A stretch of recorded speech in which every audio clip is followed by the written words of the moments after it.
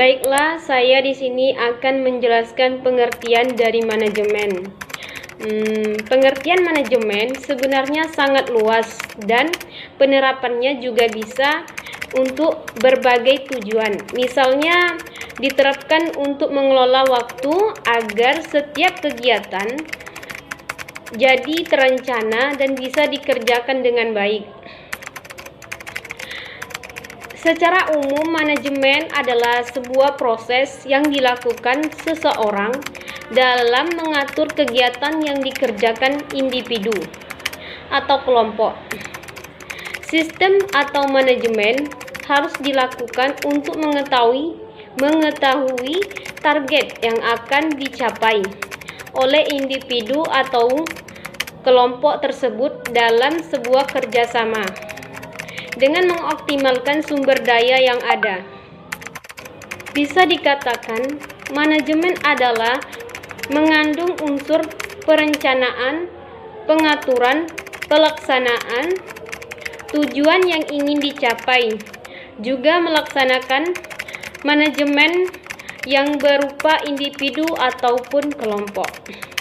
Dengan demikian, manajemen adalah sebuah seni mengatur dan merencanakan sesuatu guna mencapai sebuah tujuan tersebut. Baiklah, di sini saya akan menjelaskan tentang fungsi manajemen. Fungsi manajemen. Setelah mengetahui beberapa pandangan mengenai fungsi manajemen menurut para ahli, dapat disimpulkan bahwa ada banyak kesamaan antara satu pendapat dengan yang lainnya. Singkatnya, ada 4 fungsi manajemen yang dapat diambil dari pernyataan ahli tersebut. Yang pertama yaitu planning.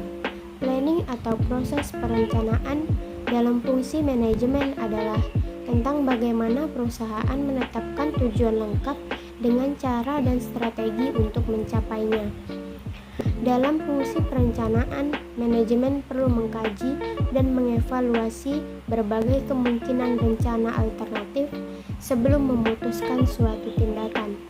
Perencanaan dalam fungsi manajemen adalah proses penting mengingat planning merupakan langkah awal yang dapat mempengaruhi aktivitas perusahaan ke depannya. Tanpa perencanaan yang matang, fungsi manajemen lain tidak akan bisa berjalan dengan optimal. Yang kedua yaitu kegiatan fungsi planning. Yang pertama, menentukan tujuan serta target perusahaan. Kedua, menyusun strategi untuk mencapainya. Ketiga, menetapkan berbagai sumber daya yang mungkin dibutuhkan. Keempat, menentukan standar keberhasilan selama proses mencapai tujuan tersebut. Yang kedua yaitu organizing. Organizing atau proses pengorganisasian adalah 4 fungsi manajemen menurut para ahli yang berfokus pada pengaturan sumber daya fisik dan manusia yang perusahaan milik guna merealisasikan rencana tujuan. Biasanya fungsi organizing dipakai untuk mengelompokkan seluruh alat, tugas, orang maupun wewenang yang ada untuk tujuan pemenuhan rencana. Yang ketiga yaitu actuating dan directing. Actuating and directing atau fungsi pengarahan merupakan usaha untuk menghasilkan kinerja yang lebih efektif dan efisien dengan menciptakan suasana kerja yang dinamis. Untuk mewujudkannya, berikut beberapa kegiatan yang biasa dilakukan fungsi pengarahan. Yang pertama, bimbingan serta pemberian motivasi terhadap tenaga kerja. Yang kedua, sosialisasi tugas dan seluruh kebijakan dengan jelas. Yang ketiga, penjelasan tugas pekerjaan secara rutin. Yang terakhir yaitu controlling. Controlling atau proses pengawasan merupakan 4 fungsi manajemen menurut para ahli terakhir yang digunakan untuk tujuan pengendalian. Fungsi controlling juga dapat dimanfaatkan sebagai alat untuk mengukur kinerja karyawan sesuai standar yang telah dibuat. Melalui fungsi controlling, evaluasi perbaikan dapat dilaksanakan bila memang dibutuhkan.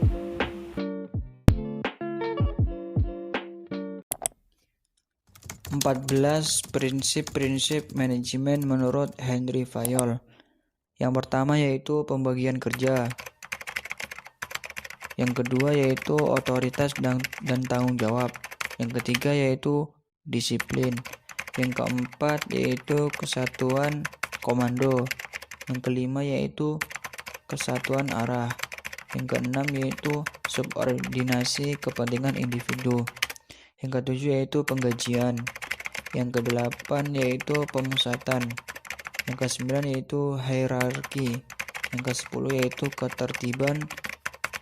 Yang ke-11 yaitu keadilan dan kejujuran. Yang ke-12 yaitu stabilitas kondisi karyawan. Yang ke-13 yaitu inisiatif. Yang terakhir yaitu semangat kesatuan. 14 prinsip manajemen dapat digunakan untuk mengelola organisasi dan merupakan alat yang digunakan untuk melakukan prediksi, perencanaan, manajemen proses, manajemen organisasi, pengambilan keputusan, koordinasi, dan kontrol. Meskipun jelas, banyak dari hal-hal ini masih digunakan berdasarkan akal sehat dalam praktik manajemen saat ini dalam organisasi. Tetapi prinsip ini merupakan daftar praktis dengan area fokus yang dibesarkan pada penelitian dan masih berlaku sampai sekarang karena sejumlah prinsip logis.